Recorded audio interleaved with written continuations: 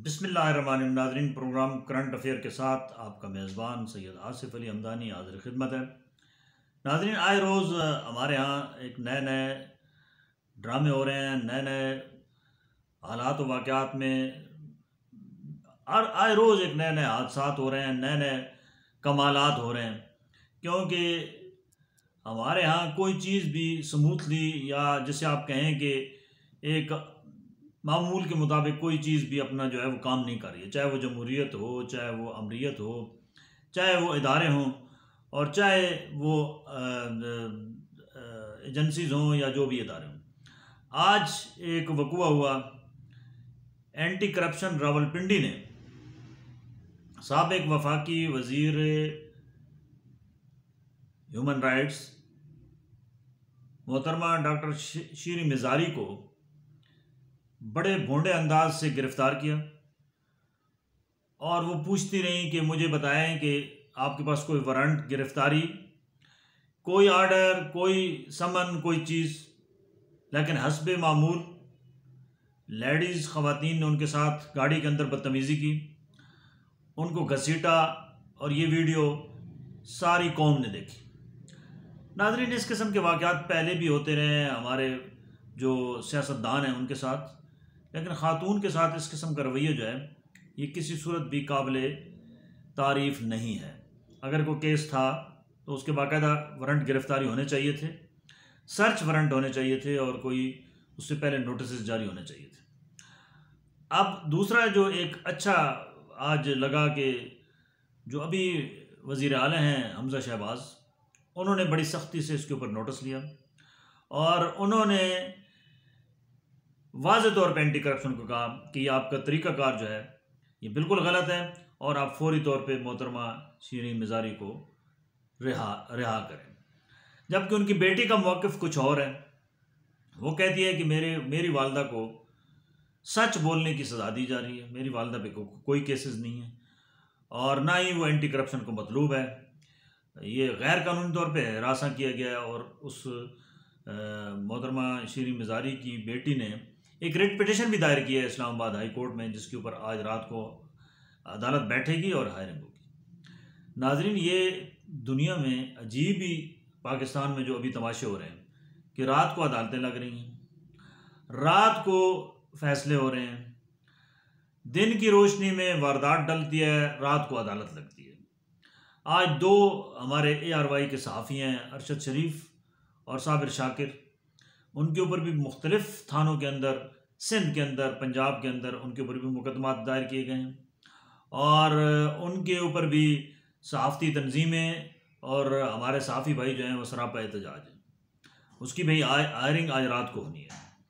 नाज़रीन, ये जो खेल तमाशा इस वक्त लगा हुआ है ये किसी सूरत भी हमारे न मुल्क के लिए बेहतर है, न इस कौम के लिए बेहतर है। दूसरी जानिब PTI ने आज मुल्क भर के अंदर मुज़ाहरों का बाकायदा असद उमर साहब जो उनके मरकज़ी रहनुमा हैं, जनरल सेक्रेटरी भी हैं, उन्होंने बाकायदा तौर पे सबको कहा है कि आप अपने अपने एरियाज़ के अंदर एहतजाज करें और एहतजाज का सिलसिला इस्लामाबाद में भी आज दिन भर होता रहा। नेशनल प्रेस क्लब के सामने भी भरपूर तरीके से जो PTI के साबिक मेंबरान असम्बली हैं, वज़रा हैं, उनकी तादाद मौजूद रही और भरपूर तरीके से एहतजाज किया गया कि ये गैर कानूनी जो हिरासत में लिया गया है डॉक्टर शीरी मिज़ारी को, इसको रिहा किया जाए। दूसरी जानिब नाज़रीन, एक जो कल हमारे पास ज़राए थे वो कह रहे थे कि इमरान खान ने वापस बनीगाला आना था मुल्तान से आखिरी जलसे के बाद, लेकिन वो उन्होंने अचानक अपना प्रोग्राम सारा शेड्यूल तब्दील किया और वो पेशावर लैंड कर गए कल शाम को। ये एक भी इतला थी कि आज शायद अगर वो बनीगाला में होते तो यहाँ मैंने पिछले प्रोग्राम में बताया था कि बनीगाला के जो गिरदोनवा में जो है वो मूवमेंट बड़ी स्पीड से हो रही है और किसी अहम शख्सियत की गिरफ़्तारी का जो है वो मुतवक्को है। तो वो खान साहब कल रात को पेशावर पहुँच गए और वो आज भी पेशावर हैं और कल भी पेशावर होंगे और कल उन्होंने लॉन्ग मार्च का बाकायदा डेट देनी है और हमारे ज़राए के मुताबिक ये 27 मई को होगा कि इस्लामाबाद की तरफ मार्च होगा। हालात इस कदर ख़राब हो रहे हैं कि पकड़ धकड़ के साथ साथ अब लोग, पब्लिक जो है वो मोबिलाइज हो चुकी है। कारकुनान मुख्तलिफ पॉलिटिकल पार्टीज़ के वो बाहर निकलेंगे तो वो तसादुम होगा और एक खाना जंगी, अल्लाह ना करे खाना जंगी की सूरत हाल में चले जाएंगे और उसका फ़ायदा कोई और कुव्वत उठा लेगी, जिसका आम हमारे यहाँ है कि जी कुव्वत तैयार है, बस मौके की देर है और वो सारा कुछ संभाल लेंगे। नाज़रीन, ये माजी में भी होता रहा है, इसी किस्म के लॉन्ग मार्च, इसी किस्म के डांग मार्च, इसी किस्म के मुख्तलिफ जो है वो पाकिस्तान के अंदर अफरा तफरी फैला कर फिर उसके बाद पूरा समझ लो कि वो सिस्टम ही लपेट दिया जाता था, जिसके तजर्बात कोई अच्छे नहीं रहे। हमारी जमहूरियत के भी तजर्बात कोई इतने काबिल तारीफ़ नहीं हैं, क्योंकि हमारे सियासतदान बजाय सर जोड़ के कोई कौमी लेवल की सियासत करें, वो ज़ाती मफादात की सियासत करते हैं। कोई भी जमात हो, कोई भी हुकूमत में हो, वो अपने मफादात की सियासत करते हैं। उनको मुल्क व कौम की सियासत से कोई सरोकार नहीं है। वो ये नहीं समझते कि इसका नुकसान हमारी मैशत को कितना होगा जो कुछ हम कर रहे हैं, या अगर रद्दबदल होती है तो उसका नुकसान हमारे इस मुल्क व कौम को क्या होगा। अभी भी जो स्टॉक एक्सचेंज की सूरत हाल है, जो डॉलर की सूरत हाल है, वो पूरी कौम देख रही है कि वो आए रोज़ उसकी जो वो बिल्कुल कंट्रोल से हर चीज़ बाहर है। और ये अभी अगले महीने में बजट आ रहा है, उसमें मज़ीद टैक्सेस जो हैं वो मुख्तलिफ वो लगाने के लिए तैयारी की जा रही है, क्योंकि IMF की आपने किस्त भी वापस करनी है, नया कर्ज भी लेना है। तो आप जब सूद पे लेन देन करेंगे तो यकीनन आपको परेशानी का भी सामना करना पड़ेगा और आपके ऊपर वो कर्ज उतारते उतारते इतना कर्ज और मज़ीद चढ़ जाएगा कि आप उसके नीचे दब जाएंगे। कोई भी हुकूमत जो है उसकी ना कोई मैंने तो नहीं देखा कि आज तक कोई ऐसी पॉलिसी हो सिवाय मुशर्रफ की गवर्नमेंट में कि उसने IMF से जान छुड़ा ली थी, लेकिन जो ही उसकी हुकूमत ख़त्म हुई फिर IMF का तोग जो है हमने गलों में डाल लिया और उस इतना वो अंधा कुआं है जो IMF का है कि वो भरने का नाम ही नहीं लेता। हम उनकी ओरिजिनल रकम तो अपनी जगह पे खड़ी होती है, जो उसके ऊपर इंटरेस्ट होता है वो इस कदर है कि वो उतारते उतारते हमारी कौम का बच्चा बच्चा जो है उसका एक एक बाल जो है वो मकरूज हो चुका है। नाजरीन, ये हमारे सियासतदानों ने अगर रविश न बदली और ये जो कुछ अभी हो रहा है माजी में भी ये होता रहा है और ये खींचातानी का जो फ़ायदा है ये किसी भी पॉलिटिकल जमात के फेवर में नहीं जाएगा और ना ही इस मुल्क के और कौम के फेवर में जा रहा है। तो ये अभी मज़ीद गिरफ्तारियां करने की तैयारी हो रही है, लिस्टें तैयार हैं, ठीक है। कंटेनर्स भी कल अगर ऐलान होता है तो कंटेनर्स भी पहुंचाए जाएंगे और ये बिल्कुल तसादुम की तरफ सारी सूरत हाल जा रही है। इससे बचने का वाहिद ज़रिया यही है कि आम इंतखाबात जल्द अज जल्द कराए जाएँ, बजाय इसके कि माज़राई की सियासत की जाए और तोड़ फोड़ की जाए और दुनिया को तमाशा जो अभी तक हम दिखा रहे हैं उसमें मज़ीद वो तमाशा बंद किया जाए, क्योंकि इन मसाइल का हल किसी के पास भी इस वक्त इमरजेंसी की सूरत में नहीं है, चाहे वो नून लीग हो या तहरीक इंसाफ हो। कोई भी अगर अभी गवर्नमेंट में है तो उसके बस से बाहर है सारा काम। अवाम को भी चाहिए कि जिसका इंतखाब करें वो इतनी भारी अक्सरियत से आए कि उसको किसी बैसाखियों की ज़रूरत ना लेनी पड़े, क्योंकि ये छोटी छोटी जितनी भी पॉलिटिकल जमातें हैं जिसे आप इत्तेहादी कहते हैं, ये ब्लैकमेल करते हैं हुकूमतों को। हर दौर में हुकूमतें ब्लैकमेल होती रही हैं और अब भी हो रही हैं, माजी में भी हुई हैं और ये हुकूमत भी ब्लैकमेल हो रही है, क्योंकि कमज़ोर हुकूमत है, कमज़ोर जो है वो मैंडेट है, जिसकी वजह से ये कोई भी कौमी सतह का जो मसला है उसके ऊपर एक्शन नहीं कर सकते।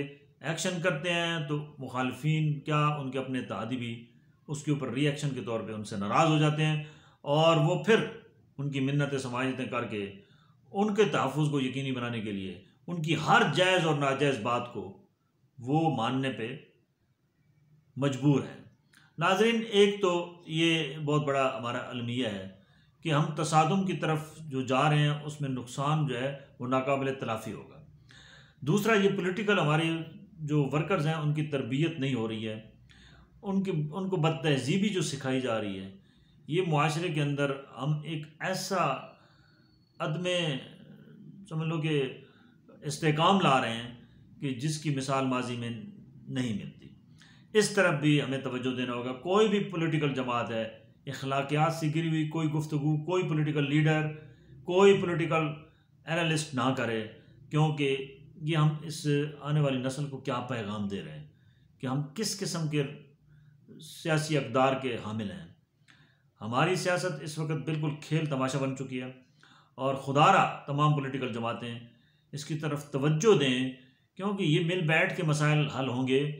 मैं इमरान खान साहब से भी कहूँगा कि आपके अकेले ये मसाइल हल करने का ख्वाब जो है ये कभी भी पूरा नहीं हो सकता। आप तमाम पॉलिटिकल स्टेक होल्डर्स के साथ बैठें, करप्शन जितनी भी बाकी चीज़ें हैं ज़रूर उसका खात्मा होना चाहिए और उसके लिए बिल्कुल जो लेजिस्लेशन है वो होनी चाहिए, इदारे मजबूत होने चाहिए, क्योंकि ऐसे अगर खान साहब जैसे अपनी दौरे हुकूमत में लोगों को पकड़ते थे तो उनकी ज़मानतें हो जाती थी। तो उस प्रैक्टिस का आज तक क्या फ़ायदा हुआ, किसको सज़ा मिली, कहाँ से कितनी रिकवरी हुई, ये ज़रा खान साहब बता दें।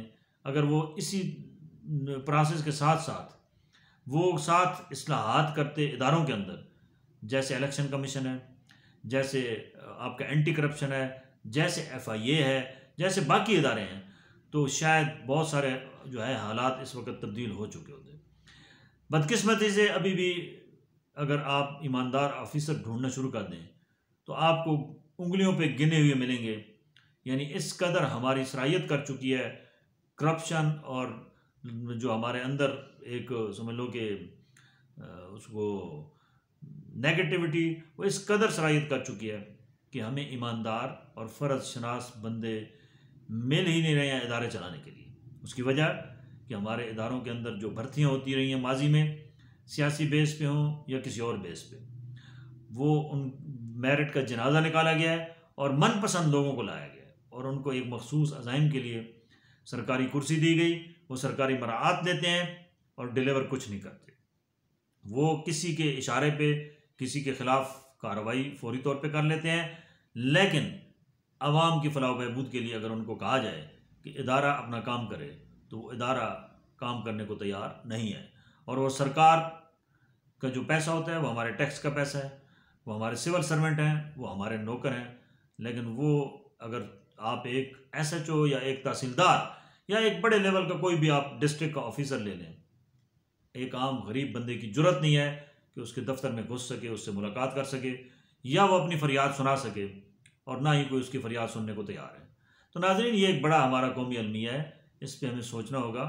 हमारे तमाम जितने स्टेक होल्डर्स हैं, चाहे वो इस्टेब्लिशमेंट है चाहे वो पॉलिटिकल जमातें हैं, इनको अब सर जोड़ के बैठना होगा, कोई कौमी पॉलिसी बनाएं। ये वक्ती तौर पे वक्त टपा वाले जितने भी मामला चल रहे हैं ये ज़्यादा अरसा नहीं चलेंगे, और इसके जो नेगेटिव असरात हैं वो डे बाई डे अदम बर्दाश्त पैदा कर रहे हैं। और ये बहुत खौफनाक जो है, जो हमारी दुश्मन हैं वो यही चाहते हैं कि इस मुल्क के अंदर अदम इस्तेहकाम हो और ये इदारे और जो सिविल सोसाइटी है वो आपस में लड़े तो उनके दिल की ख्वाहिश पूरी होगी। क्या हम उनकी ख्वाहिश पूरी करने के लिए ये सारा कुछ कर रहे हैं? हरगिज़ नहीं। ये मुल्क है तो हमारी शनाख्त है, इसी से हमारा इज़्ज़त है, इसी से हमारे वक़ार है। और आज़ादी की कदर व कीमत इराक़ वालों से पूछें क्या है, बोस्निया वालों से पूछें क्या है, अफ़गानिस्तान वालों से पूछें क्या है, जो इस वक्त सफ़र कर रहे हैं। नाज़रीन, ये आज़ादी मिल जाना जितना समझ लो कि मुश्किल है, उससे ज़्यादा इस आज़ादी को बचाना जो है वो बहुत बड़ा समझ लो कि एक आपका इम्तिहान है। और इस इम्तिहान में जब तक पूरी कौम एक सुई के साथ नहीं निकलेगी, इत्तेहाद के साथ नहीं निकलेगी, तो हमारे लिए बहुत सारी आगे मुश्किलात मज़ीद बढ़ेंगी। तो मुझे उम्मीद है कि इंशाअल्लाह अल अज़ीज़ अल्लाह पाक हमारे इस मुल्क को अपनी हिफ्ज़ व अमान में रखे, और अल्लाह पाक से दुआ है कि वो ही कोई एक दरमियाना रास्ता निकाले कि हमारे जितने भी लीडरान हैं इनको अक्ल सलीम दे और ये इस मुल्क और कौम की खातिर कोई एक प्लेटफॉर्म पे बैठकर कोई हिकमत अमली वाज़े करें। बहुत शुक्रिया। अल्लाह पाक सब कामयाब रखे।